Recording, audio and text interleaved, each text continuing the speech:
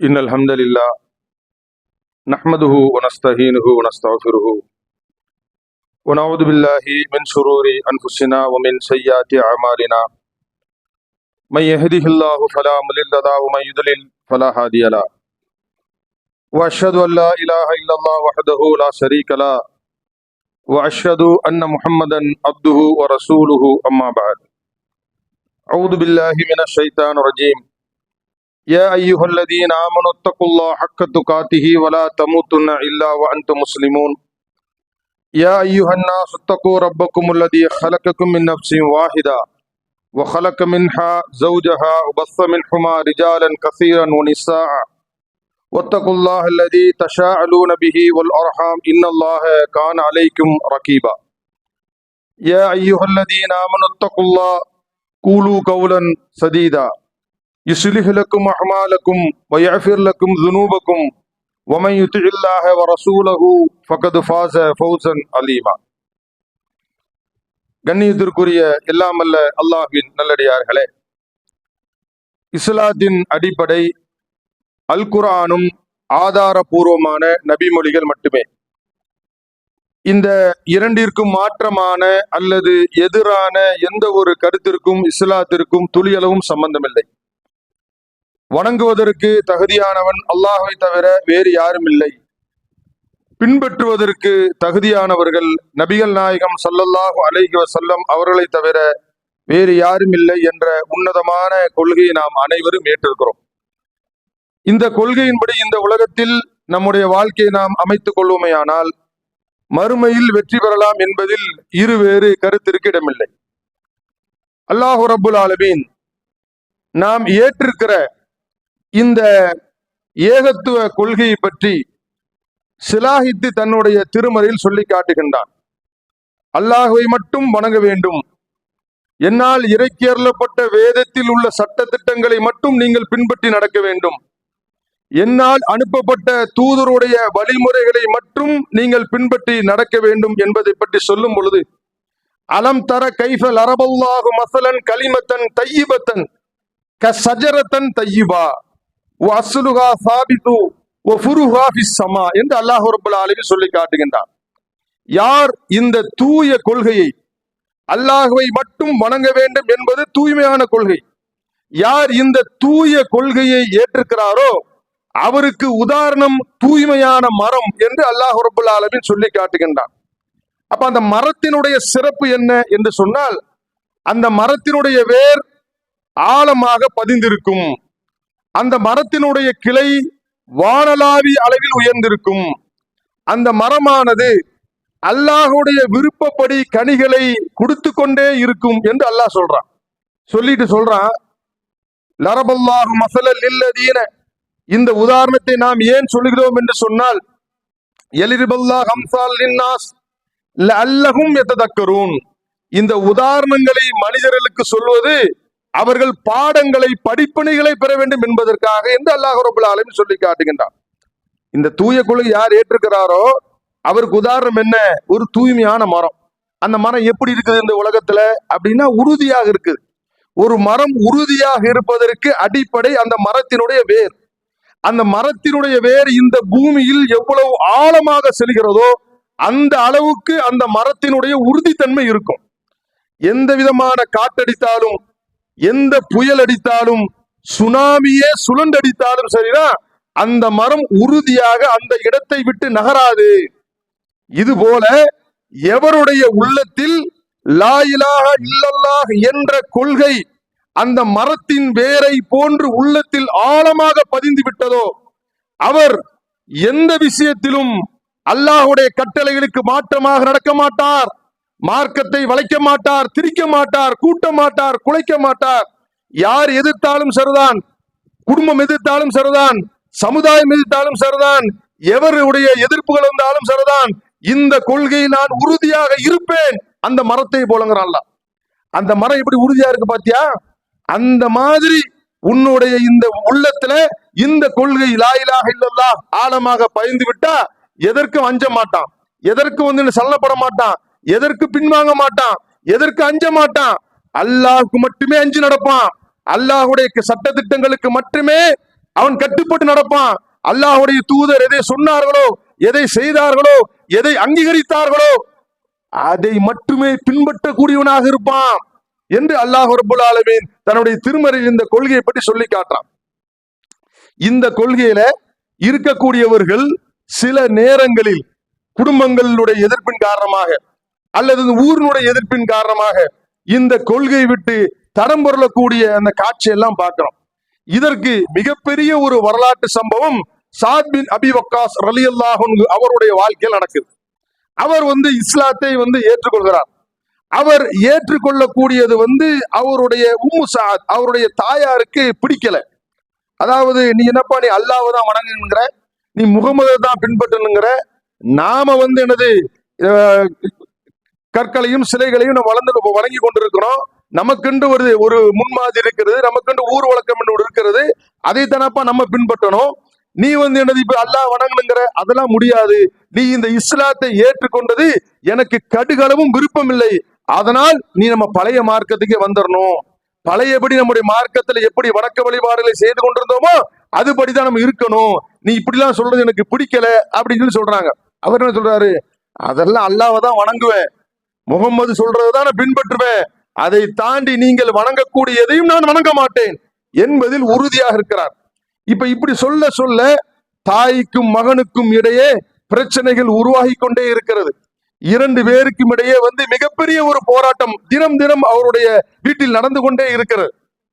கேட்டு கேட்டு பாக்குறாங்க, நீ மாறுவியா மாற மாட்டியா, நீ பழைய மார்க்கத்துக்கு வரையா வரமாட்டியா, இஸ்லாத்தை விட்டுறியா விட மாட்டியா, அதெல்லாம் விட மாட்டேன்.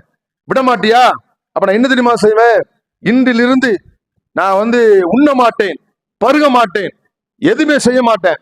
நீ எப்போ இந்த கொள்கையை விட்டுட்டு வர்றியோ, இஸ்லாத்தை விட்டுட்டு நம்முடைய பழைய மார்க்கத்துக்கு எப்ப வர்றியோ அப்பதான் நான் உண்ணுவேன் பருகுவேன்ங்கிறாங்க. நீங்க எப்படி வேணா இருந்துட்டு போங்க, நீ என்ன போராட்டத்தை நீங்க கையெடுத்தாலும் சரிதான், நீ எனக்கு எதிராக எந்த விதமான ஒரு இதை தூக்குனாலும் சரிதான், நான் என்ன செய்ய மாட்டேன், இந்த கொள்கையில உறுதியாக இருப்பேங்கிறாங்க. அவங்க என்ன செய்றாங்க, ஒரு நாளாவது 2 நாளாவது 3 நாளாவது மயக்கமுற்று கீழே விழக்கூடிய நேரத்துல குடும்பமே குந்தளிக்குது.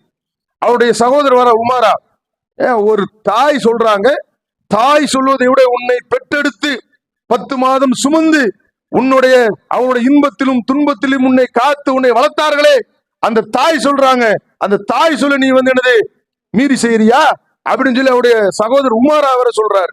அவர் அப்பவும் என்ன செய்யல, அதை பின்வாங்கல, தைரியமா இருக்கிறாரு, உறுதியாக இருக்கிறாரு. நான் அல்லாஹ் மட்டுமே வணங்க வேண்டும் என்ற கொள்கையில ரொம்ப ஸ்ட்ராங்கா இருக்கிறாரு. இந்த வரலாறு எல்லாம் படிச்சு பார்த்தா இன்னும் உள்ளம் அதிகமாக வலுப்பெறும். அப்ப அல்லாஹ் அந்த சாத்பின் பக்காச எதிர்கொள்ள தாங்கி கொண்டு இந்த கொள்கையில உறுதியாக இருக்கக்கூடிய நேரத்துல நம்ம இன்னொன்னு சொல்றாங்க, சரி இந்த போராட்டம் நமக்கு என்ன செய்யல, கை கொடுக்கல, அப்ப அடுத்த ஆயுதம் என்ன தூக்குறது, அடுத்ததாக என்ன எந்த விதமான போராட்டத்தை முன்வைக்கிறது. இங்க வாப்பா, இஸ்லாத்தில் என்ன நீ இஸ்லாம் சொல்றல்லப்பா, இஸ்லாத்தில் என்ன சொல்லி இருக்குது, பெற்றோரோடு நல்ல முறை நடக்கும்னு சொல்லி இருக்குதா, பெற்றோர் சொல்லுக்கு கட்டுப்படும் சொல்லி இருக்குதா, அல்லாஹ் சொல்றானா, வேதத்தை சொல்ல இருக்குதா, நீ எனக்கு சொல்லி இருக்கிறியா, நான் உன்னை பெற்ற தாய் தானே, நான் சொல்றேன் விட்டுரு கொள்கைய, என்னுடைய சொல்லுக்கு தானே நீ கட்டுப்படணும், அப்படித்தானே வேதத்துல சொல்லி இருக்குது, அதனால நான் சொல்லுறேன், நீ என்ன செய்ய, இஸ்லாத்தை விட்டு வெளியேறிடு அப்படின்னு சொல்லி சொல்றாங்க. அப்பமா அவர் கேட்கல. இந்த மாதிரியான சூழ்நிலை, ஒரு குழப்பமான சூழ்நிலைகள் ஏற்படக்கூடிய நேரத்துலதான் அல்லாஹ் ரப்புல் ஆலமீன் இவர் விஷயத்தில் சாத் பின் அபி வக்காஸ் ரலியல்லாஹு அன்ஹு அவருடைய விஷயத்துல ஒரு ஆயத்தை இறக்கி வைக்கிறான். வஸைனல் இன்சானு பிவாலிதைஹி ஹமலத்துஹு உம்முஹு வஹனன் அலா வஹன் ஃபிஸாலுஹு ஃபி ஆமைன் அனிஷ்கரூலி வலி வாலிதைக்க வ இலையல் மஸீர். உன்னுடைய பெற்றோர்கள் குறித்து நாம் உனக்கு வலியுறுத்தி இருக்கிறோம்.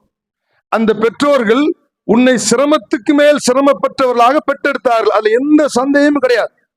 ஏன்னா ஒரு குழந்தையை ஒரு பெண் கருவில் சுமர்ந்து அதை பெற்றெடுப்பது என்பது சாதாரண விஷயம் கிடையாது. ஏன்னு சொன்னா அறிவியல் உண்மை என்ன சொல்லுது அப்படின்னு கேட்டா, மெஷர்மெண்ட் ஆஃப் பெயின் அளக்கிறான், வலி அளக்கிறான். வலி அளக்கிறதுக்கு இப்போ வெப்பத்தை அளக்கிறான், அது மாதிரி மழை அளக்கிறான்ல, அது மாதிரி வலி அளக்கிறான். வலி அளப்பதற்கு டெல் அப்படின்னு சொல்லி சொல்றான். ஒரு மனிதன் உச்சபட்சமாக எத்தனை வலியை தாங்கிக் கொள்ள முடியும், எத்தனை டெல் அளவு வலியை தாங்கிக் கொள்ள முடியும்னா 45 டெல் அளவு வலியை தான் தாங்கிக் கொள்ள முடியும். இந்த 45 டெல் என்பது இருக்குதுல்ல, இது ஒரு மனிதனுடைய எலும்புகளை, பல எலும்புகளை ஒன்றாக உடைத்தால் எந்த வழியை அந்த மனிதன் சந்திப்பானோ அதுதான் 45 டெல். இதுக்கு மேல போன அந்த மனிதன் இறந்துருவான். இந்த அளவு மிகப்பெரிய ஒரு கொடூரமான வழிதான் இந்த டெல்லு, இந்த 45 டெல் என்பது. ஆனால் ஒரு பெண் பிரசவிக்கக்கூடிய நேரத்தில் அந்த பெண் எதிர்கொள்ளக்கூடிய அந்த வலியின் டெல் எவ்வளவு தெரியுமா? 54. அப்ப ஒரு குழந்தையை பிரசவிக்கக்கூடிய வலியை தாங்கிக் கொள்ளக்கூடிய சக்தி, ஆற்றலை அல்லாஹ் ரப்பல் ஆலமீன் அந்த பெண்ணுக்கு வழங்குறான். மரணத்தினுடைய வாயில் வரை சென்று திரும்பிதான் பெற்றெடுக்கிறாங்க குழந்தைய. அதனாலதான் அல்லாஹ் சொல்றான், அனிஷ்கரூலி, எனக்கு நன்றி செலுத்து, ஒளி வாலிதைக்க, உன்னுடைய பெற்றோருக்கு நன்றி செலுத்து, இலையல் மசீர். எப்பவும் அல்லாஹ் தான் சொல்லுவான், வகலா ரப்புக்க அல்லா தஅபுது இல்லா இய்யாஹு பில் வாலிதைனி இஹ்சானா. என்ன மட்டும்தான் வணங்கணும், நான் உனக்கு கட்டளை இடுறேன். தொழுகை எப்படி கட்டளையோ, நோன்பு எப்படி கட்டளையோ, ஹஜ் எப்படி கட்டளையோ, ஜகாத் எப்படி கட்டளையோ, அதே போல என்னை மட்டும் வணங்க வேண்டும் என்பது, என்னை தவிர வேறு யாரையும் வணங்கக்கூடாது என்பது. வகலா ரப்புக்க, உமது இறைவன் உங்களுக்கு கட்டளையிடுகிறார். என்ன கட்டளை? என்னதான் வணங்கணும், வேறு யாரையும் வணங்கக்கூடாது. அடுத்ததாக என்னது? உன்னுடைய பெற்றோருக்கு நீங்கள் உபகாரம் செய்வது. 2 விஷயம். எனக்கு நன்றி செலுத்திட்டியா, என்ன வணங்கிட்டியா, அடுத்ததாக உலகத்தில் உன்னுடைய டியூட்டி என்ன தெரியுமா? உன்னுடைய பெற்றோர்களை, பெற்றோர்கள் என்றால் தாயும் தந்தையும் இணைந்தவர்கள் பெற்றோர்கள். இந்த பெற்றோர்களுக்கு உபகாரம் செய்வது, அவர்களுக்கு பணிவிடை செய்வது, அவர்களுக்கு அன்புடன் கவனித்துக் கொள்வது, இதெல்லாம் ஒவ்வொரு அடியானுடைய கடமை என்று அல்லாஹ் சொல்றான், கட்டளைன்னு சொல்றான். இதில் தவறினால் கேள்வி கணக்கு உண்டு என்று அல்லாஹ் சொல்றான். தொழுகலன்னா கேள்வி கணக்கு உண்டு. உன்னுடைய பெற்றோரை சரியாக பராமரிக்கவில்லை என்றாலும் கேள்வி கணக்கு உண்டு என அல்லாஹ்வுடைய கட்டளை. இது எல்லாமே சொல்றான். கரெக்ட் தான், என்னட்டு தான் திரும்பி வரணும், கரெக்டா நடக்கணும் அல்லாஹ் சொல்லிட்டு அடுத்ததா சொல்றான் பாருங்க, ஒயின் ஜாஹதாக்க அலா அன் துஷ்ரிக பிஹி மா லைஸ லக பிஹி இல்முன். உனக்கு அறிவில்லாத ஒன்றை உனது பெற்றோர்கள் எனக்கு இணை கற்பிக்கும்படி அவர்கள் உங்களை கட்டாயப்படுத்தினால், நிர்பந்தப்படுத்தினால், ஃபலா துத்தியுமா, கட்டுப்படக்கூடாது. தெளிவா அல்லாஹ் சொல்லிட்டான். பெற்றோர்களுக்கு கட்டுப்படுவது உலக விஷயத்தில். மார்க்கத்தை கொண்டு உன்னுடைய பெற்றோர்கள் அல்லாஹ்வுடைய சட்டத்தை புறந்தள்ளிவிட்டு அவர்களுடைய நிர்பந்தத்தின்படி நடப்பதற்கு உன்னை கட்டாயப்படுத்தினால் நீ அவர்களுக்கு கட்டுப்படக்கூடாது. எவ்வளவு அல்லாஹ் சொல்ல மாறுஃபா, இந்த உலகத்தில் தான் அவரிடத்தில் தோழமையோடு நல்ல முறையில் நடந்து கொள்ள வேண்டுமே தவிர மார்க்க விஷயத்துல என் தாப்பனார் சொல்லிட்டாரு, என் தாயார் சொல்லிட்டாங்க, என் அண்ணன் சொல்லிட்டான், என் தம்பி சொல்லிட்டான், என் அக்கா சொல்லிட்டா, என் தங்கச்சி சொல்லிட்டா, மாமன் சொல்லிட்டான், பெரியப்பா சொல்லிட்டான் அப்படின்னு சொல்லி மார்க்கத்தை வளைப்பதற்கு, மாற்றுவதற்கு, கூட்டுவதற்கு, குறைக்குவதற்கு யாருக்கும் எந்த அதிகாரமும் கிடையாது. அல்லாஹ் தெளிவா சொல்றான். இன்னைக்கு பல குடும்பங்கள்ல பாக்குறோம், தௌஹீத் கொள்கையை ஏற்று ஒரு இளைஞர் வந்து கொண்டே இருப்பாரு. கடைசி நேரத்தில் என்ன ஆகும்? திருமணம் என்று வந்த உடனே குடும்பத்தார் எதிர்ப்பு, குறிப்பா யாரு? பெற்றோர்கள் எதிர்ப்பு. என்ன சொல்லுவாங்க?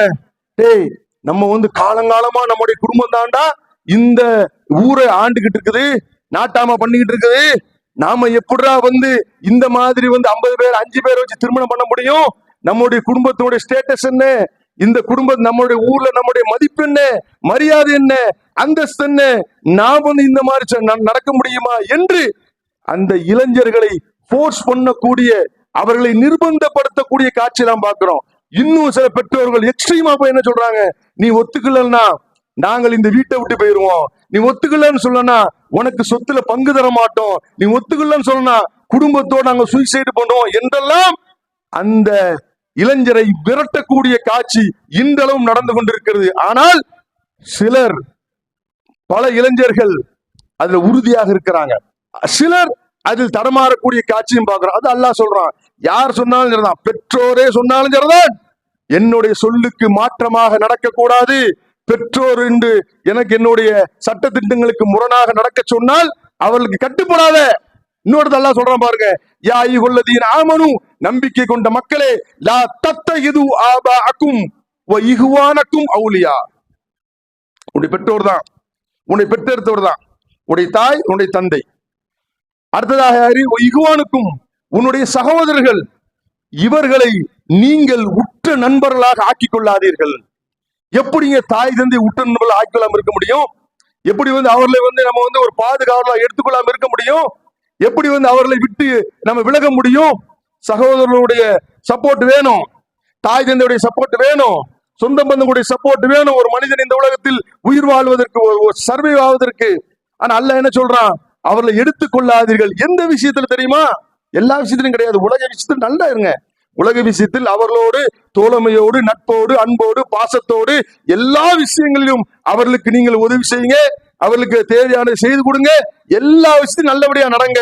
ஆனால் மார்க்கம் என்று வந்துவிட்டால் இனிஸ்தஹப்புல் குஃபுர அலல் ஈமான், நான் சட்ட திட்டங்களை வகுத்திருக்கேன். அல்லாஹ் சொல்றான் குர்ஆன்ல, உங்க இஷ்டம் நடக்க முடியாது மனிதா, நான் படைத்த அடியார்களே, உங்களுடைய இஷ்டத்திற்கு எது நடக்க முடியாது. அது வணக்கமாக இருந்தாலும் சரிதான், வாழ்வியலாக இருந்தாலும் சரிதான். என்னுடைய சட்ட திட்டங்களை என்னுடைய வேதத்தின் மூலமாக, என்னுடைய தூதர் மூலமாக நான் உங்களுக்கு சொல்லி இருக்கிறேன், அதன்படிதான் நடக்கணும். இனிஸ்தஹப்புல் குஃபுர அலல் ஈமான், உன்னுடைய பெற்றோரோ, உன்னுடைய உறவினர்களோ, உன்னுடைய சொந்த பந்தங்களோ, உங்களுடைய நேசத்திற்குரியவர்களோ, உன்னுடைய நண்பர்களோ அல்லாஹ்வுடைய சட்ட திட்டங்களுக்கு மாற்றமாக நடக்க சொல்லி உங்களை வற்புறுத்தினால், கட்டாயப்படுத்தினால், அப்படிதான் நடக்கணும். அல்லாஹ்வுடைய சட்டத்துக்கு மேல அல்லாஹ்வை மறுக்கக்கூடிய விஷயம், பாசத்தை காட்டி, பணத்தை காட்டி, நட்பை காட்டி, அன்பை காட்டி, சொந்த பந்தங்களை காட்டி, இதை முன்னிறுத்தினால் அல்லாஹ் சொல்றான், எடுத்துக்கிறாத. அது பெற்றோரா இருந்தாலும் சரிதான், உன்னுடைய சொந்த பந்தங்களா இருந்தாலும் சரிதான், உன் உற்றார் உறவினரா இருந்தாலும் சரிதான், உன்னுடைய அண்ணன் நபியா இருந்தாலும் சரிதான், எடுத்துக்கிறாத. உமையத்த வல்லாஹ் நின்கும், இல்ல நான் அப்படிதான் செய்வேன், எனக்கு என்னுடைய சொந்தம் தான் முக்கியம், அல்லாஹ்வுடைய சட்டம் தேவையில்லை, நபிகள் நாயகம் ஸல்லல்லாஹு அலைஹி வஸல்லம் அவருடைய வழிமுறை எனக்கு தேவையில்லை என்று ஒரு மனிதன் அதற்கு முக்கியத்துவம் கொடுத்தால், குடும்பத்திற்கு முக்கியத்துவம் கொடுத்தால், அல்லாஹ் சொல்றான் உமையத்த வல்லாஹ் மின்கும், இல்ல நீ அந்த ரூட்ல தான் போகாம, ஏன் ரூட்ல வராம இந்த ரூட்ல நீ போனா உலாய்கஹுமுல் ஸாலிமூன், அவன் மிகப்பெரிய அநீதி இழைத்தவன், அநியாயக்காரன். இந்த வார்த்தை எவ்வளவு கடுமையான வார்த்தை தெரியுமா? அல்லாஹ் சொல்றாங்க, அடே நான் உன்னை படைச்சு இந்த உலகத்துல நீ வாழ்வதற்கான அனைத்து வசதிகளையும் ஏற்படுத்தி கொடுத்து, அழகை கொடுத்து, ஆரோக்கியத்தை கொடுத்து, செல்வத்தை கொடுத்து, பணத்தை கொடுத்து, நல்ல மனைவி குழந்தைகளை கொடுத்து, எல்லா சகத வசதிகளையும் கொடுத்து இந்த உலகத்துல வாழ வச்சிருக்கிறேன். வாழ வைத்து கொண்டு நான் சில சட்டத்திட்டங்களை போடுறேன், அதன்படி நடக்க சொல்றேன். ஆனா நீ என்ன சொல்ற? என்னுடைய குடும்பம் தான் முக்கியம் சொல்லி ஏன் சட்டத்தை வளைக்கிற, மாத்துற, கூட்டுற, குறைக்கிற? உனக்கு யார் அந்த அதிகாரத்தை கொடுத்து? நல்லா கேட்கிறான். அப்ப என்ன விட உன் குடும்பத்தை நேசிப்பியா? இதான் தான் நேசத்திற்கு முதல் தகுதியானது யார்? அல்லாஹ் தான். அடுத்தது யார்? நபிகள் நாயகம் ஸல்லல்லாஹு அலைஹி வஸல்லம் அவர்கள் தான். இவர்களை அதற்கு அப்புறம் தான் குடும்பங்க. இதுல குழப்பம் எதுல வருது? என் தாய் சொல்லிவிட்டார்கள், என் தந்தை சொல்லிவிட்டார்கள் என்பதற்காக அவன் மிரட்டப்பட்டிருக்கலாம், நிர்பந்தப்படுத்தப்பட்டிருக்கலாம். அந்த மிரட்டலையும் நிர்பந்தத்தையும் அவன் என்ன செய்யறான்? அல்லாஹ்வுடைய சட்ட திட்டங்களை துச்சமென மதிப்பதற்கு அவன் பயன்படுத்திக் கொள்கிறான். இதுதான் அல்லாஹ் சொல்றான். ஒருபோதும் இப்படி நடக்கவே கூடாது, என்னுடைய பாதையில் நடக்கணும், நான் சொல்ற வழிமுறையில் நடந்தாதான் உங்களுக்கு சொர்க்கம் உண்டு என்று சொல்லக்கூடிய நேரத்துலதான் அல்லாஹ் இந்த மாதிரி வசனத்தை அவருக்கு இறக்கி வச்சோன்னதான் அவர் தெளிவா இருக்கிறார். சாத் பின் அபி வக்காஸ் ரலியல்லாஹு அன்ஹு அவர்கள் மிக தெளிவாக இருக்கிறார்கள். எந்த விதமான ஒரு கலங்களும் இல்லை, எந்த விதமான ஒரு குழப்பம் இல்லாமல் அல்லாஹ்வுடைய வசனம் இறங்கின பிறகு அவர் என்ன செய்யறாரு? இந்த கொள்கையில உறுதியாக இருப்பதை அந்த ஹதீஸின் மூலமாக நாம் தெரிந்து கொள்ளலாம். இன்றைக்கும் பல இடங்கள்ல அவர்கள் மிரட்டப்படுகிறார்கள். சொந்த பந்தங்கள் என்று சொந்த பந்தங்களுக்கு முக்கியத்துவம் கொடுக்கிறோமே, சொந்த பந்தங்களுக்கு முக்கியத்துவம் கொடுத்து, தாய் தந்தையருக்கு முக்கியத்துவம் கொடுத்து அல்லாஹ்வுடைய சட்டத்திட்டங்களை புறந்தொழுகிறோமே, இந்த சொந்த பந்தங்கள் நாளைக்கு மறுமையில் நமக்கு பலம் தருமா, பயம் தருமா? அல்லாஹ் குர்ஆன் சொல்லி காட்டுறான். ஃபஇதா ஜாத்திஸ் ஸாகா யௌம யஃபிருல் மர்உ மின் அஹி உம்மிஹி வ அபி வ ஸாஹிபத்திஹி வ பனி. மறுமையில எழுப்புவண்டா, எவ்வளவு நல்லா சொல்றான், அவ்வளவு பேர் மறுமையில எழுப்புவேன். இந்த உலகத்துல என் சட்ட திட்டங்களை உன்னை சொந்த பந்தங்களுக்கு அடகு வச்சியா? உன் சொந்த பந்தங்களுக்காக உன்னை தூக்கி எரிஞ்சியா? உன் தகப்பனார் சொன்னார் என்பதற்காக என்னுடைய வார்த்தையை மதிக்காமல் விட்டு கட்டுப்படாமல் விட்டியா? என் தூதர் சொன்ன சொல்லை அவமதிச்சியா? இப்ப பாரு, உன் தந்தை உன்னை காப்பாற்ற மாட்டான், உன் தாய் உன்னை காப்பாற்ற மாட்டார்கள், உன்னோடு பிறந்த சகோதர சகோதரிகள் யாரும் உன்னை காப்பாற்ற மாட்டார்கள். இப்ப நானும் நீ இருந்தாங்க நல்லா, இப்ப நீ எனக்கு கட்டுப்பட்டு வாழ்ந்திருந்தால் உலகத்தை பார்க்காமல் உலகத்துடைய ஆசபாசங்களுடைய பக்கம் கண்களை நீட்டாமல் அல்லாஹுடைய பாதையில் மட்டும் சென்றிருந்தால், அல்லாஹுடைய வார்த்தைக்கு மட்டும் கட்டுப்பட்டு இருந்திருந்தால் இன்னைக்கு உன்னை காப்பாத்திருப்பேன். இன்னைக்கு யார் நினைச்ச உலகத்துல ஒத்தகு யோமல்லா தஜிசி நப்சுன் அன் நப்சின் செய்யும் வலா யுக்பலு மின்ஹா அத்லும் வலா தன்ஃபஹா ஷஃபாத்தும் வலாஹு மின்சரும். எந்த நட்பும் எந்த பரிந்துரையும் எந்த பேரமும் அல்லாஹ்விடத்தில் எதிர்படாது. என் நண்பன் தான் காப்பாத்திர முடியாது, என் தாய் தான் காப்பாத்திருங்க முடியாது, என்னுடைய மகன் தான் காப்பாத்திர முடியாது, யாரும் யாரையும் காப்பாற்றவே முடியாது. அல்லாஹ் யாரை காப்பாற்றுவான்? எந்த துன்பம் வந்தாலும் சரிதான், எந்த துயரங்கள் வந்தாலும் சரிதான், எந்த கஷ்டம் வந்தாலும் சரிதான், எவன் எதிர்த்தாலும் சரிதான், ஊர் எதிர்த்தாலும் உலகம் எதிர்த்தாலும் சொந்த மகன் எதிர்த்தாலும் யார் எதிர்த்தாலும் கொள்கையில் உறுதியாக இருந்த மக்களுக்குத்தான் அல்லாஹ் சொர்க்கத்தை கொடுப்பான், அவர்களுக்குத்தான் மறுமையில் அரசினுடைய நிலை கொடுப்பான் என்று அல்லாஹ் ரப்பல் ஆலமீன் சொல்லி காட்டுகிறான். அவன் எதற்காகவும் இந்த கொள்கையில ஒருபோதும் வளைந்து விடக்கூடாது. யாருக்காகவும் சரிதான், யார் எது சொன்னாலும் சரிதான், அல்லாஹ் சொன்ன உறுதியாக இருப்பேன். எனக்கு எதிராக இருந்தாலும் சரிதான், என் குடும்பமே எதிர்த்தாலும் சரிதான், அந்த கொள்கை நான் உறுதியாக இருப்பேன். அல்லாஹுடைய அன்பு வேண்டும், அல்லாஹுடைய பாசம் வேண்டும், அல்லாஹுடைய நேசம் வேண்டும், அல்லாஹுடைய மன்னிப்பு வேண்டும், மறுமையில் எனக்கு உயர்தரமான சொர்க்கம் வேண்டும் என்று ஒவ்வொரு அடியானும் விரும்பினால் அல்லாஹுடைய கட்டளைகளுக்கு அடிபணிந்து நடப்பதுதான் ஒவ்வொரு அடியானுடைய மிக முக்கியமான ஒரு கடமையாக இருக்கிறது. அதை பின்பற்றி வாழக்கூடிய நண்பர்களாக அல்லாஹ் ரப்பல் ஆலமீன் நம் அனைவரையும் ஆக்கியல் புரிவானாக.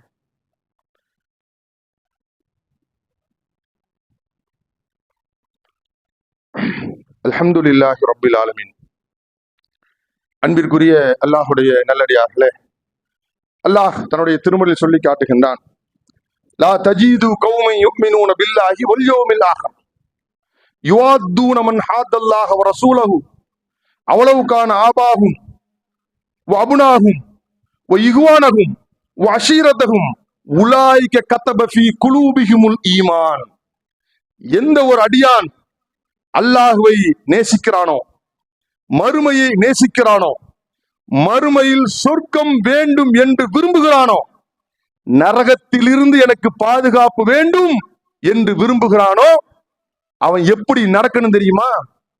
அல்லாஹ்வுக்கும் அல்லாஹ்வுடைய தூதருக்கும் மாற்றமாக யார் நடந்தாலும் அவர்கள் மீது நீங்கள் நேசம் கொள்ளக்கூடாது, அவர்களோடு பாசத்தோடு நடக்கக்கூடாது.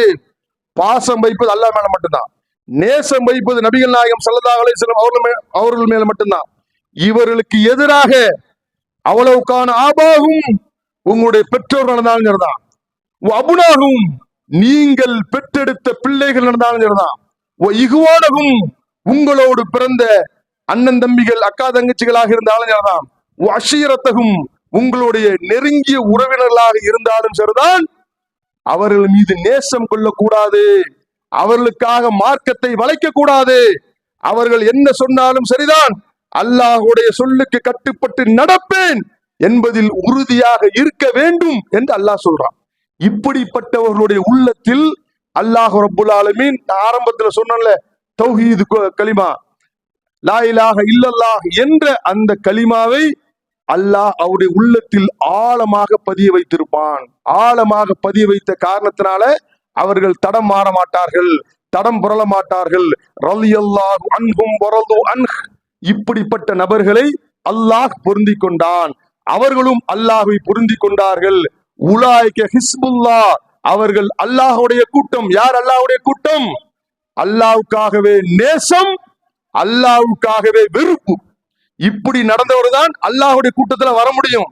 இல்ல அல்லாஹ்வுக்கு எனக்கு ஊர் வேணும், உலகம் வேணும், சொந்த பந்தம் வேணும் அப்படின்னு சொல்லி இந்த அல்லாஹுடைய கொள்கையை தூக்கி தூர எறிந்து விட்டால் அவன் அல்லாஹ்வுடைய நேசத்துக்குரியவனாக ஒருபோதும் ஆக முடியாது. அல்லாஹ் அறிந்து கொள்ளுங்கள், இன்ன ஹிஸ்புல்லாஹி ஹுமுல் முஃப்லிஹூன், என்னுடைய கூட்டம் மட்டும்தான், அல்லாஹ் சொல்றான், என்னுடைய கூட்டம் மட்டும்தான் மறுமையில் வெற்றி பெறும். அவருக்குத்தான் இதுகளுக்கும் ஜன்னாத்தின் தஜ்ரி மின் தஹ்திஹல் அன்ஹாரு ஹாலிதீன ஃபீஹா, அவர்களுக்குத்தான் சொர்க்கத்தை கொடுப்பேன், சொர்க்க சோலையில் நுழைய செய்வேன், அதன் கீழ் ஆறுகள் ஓடிக்கொண்டிருக்கும் என்று அல்லாஹ் ரப்புல் ஆலமீன் இந்த கொள்கையில் உறுதியாக இருக்கக்கூடிய சிறப்புகளை பலன்களை பற்றி சொல்கின்றான். ஆகவே எந்த எதிர்ப்புகள் வந்தாலும், எந்த பிரச்சனைகள் வந்தாலும், எந்த துன்பங்கள் வந்தாலும் அல்லாஹ்வுக்காக வாழ்வோம், மறுமையில் வெற்றி பெறுவோம். அல்லாஹ் ரப்புல் ஆலமீன் அப்பேற்பட்ட பாக்கியத்தை நம் அனைவருக்கும் தந்தர் புரிவானாக. வாஹிரு தஅவானா அல்ஹம்துலில்லாஹி ரப்பில் ஆலமீன். அஸ்ஸலாமு அலைக்கும் வரஹ்மத்துல்லாஹி வபரகாத்துஹு.